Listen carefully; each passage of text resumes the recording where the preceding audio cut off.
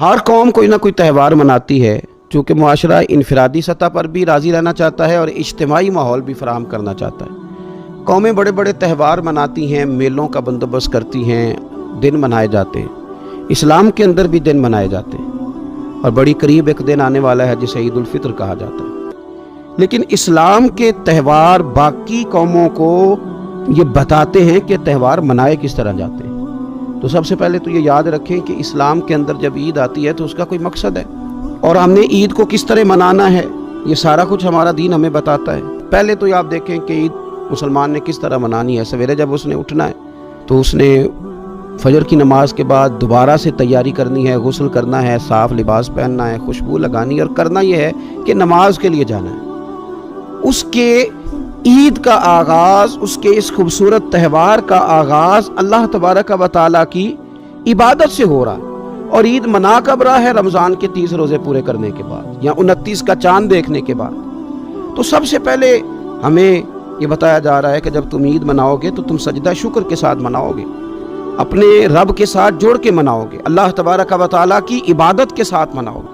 تو اس میں کوئی شور و غوغا نہیں، کوئی ریلیاں نہیں، کوئی جلوس نہیں، کوئی پٹاخے نہیں، کوئی گانا باجا نہیں۔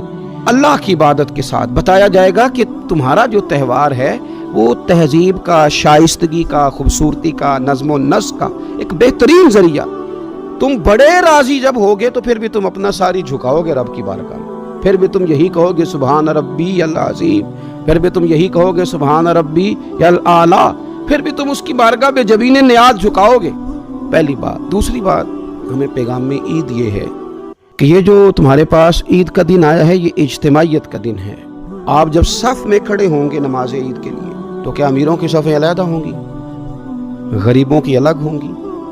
کیا پڑھے لکھوں کی الگ ہوں گی اور ان پڑھ لوگوں کی الگ ہوں گی؟ کیا قبیلوں کی الگ ہوں گی اور دوسرے قبیلے کی الگ ہوں گی؟ ایسا نہیں، ایک ہی صف میں کھڑے ہو گئے محمود و یاز، نہ کوئی بندہ رہا نہ کوئی بندہ نواز، صاحب و محتاج و غنی ایک ہوئے، اور تیری سرکار میں پہنچے تو سبھی ایک ہوئے۔ اجتماعیت کا اظہار ہے، اجتماعیت کا۔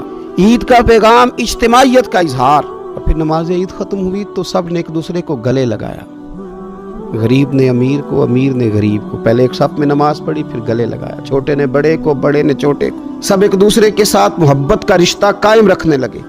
تو عید نے دوسرا پیغام اجتماعیت کا دیا کہ تم اللہ تبارک و تعالیٰ کی توحید کے نام پر، تم رسول پاک صلی اللہ تعالیٰ علیہ وسلم کی غلامی کے نام پر ایک ہو۔ ایک ہزاروں قومیں وجود میں آئیں دہر میں خشک و تر کے رشتے سے، اور ہم نے بنیاد دوستی رکھی یاد خیر البشر کے رشتے سے۔ اور اقبال کہنے لگے اپنی ملت پر قیاس اقوام مغرب سے نہ کر، خاص ہے ترکیب میں قوم رسول ہاشمی۔ یہ جو نماز پڑھ رہے ہیں اور بعد میں گلے مل رہے ہیں، ان کا ایک ہی تعارف ہے کہ یہ رسول ہاشمی کی قوم ہے۔ یہ تعارف اجتماعیت کا درس، پیار کا درس، مساوات کا درس، چھوٹے بڑے کے فرق کو ختم کرنے کا درس، امیر غریب کی تفریق مٹانے کا درس، اس کا نام عید ہے۔ دین کی بات پھیلانا صدقہ جاریہ ہے۔ ثواب کی نیت سے ویڈیو کو شیئر ضرور کیجیے۔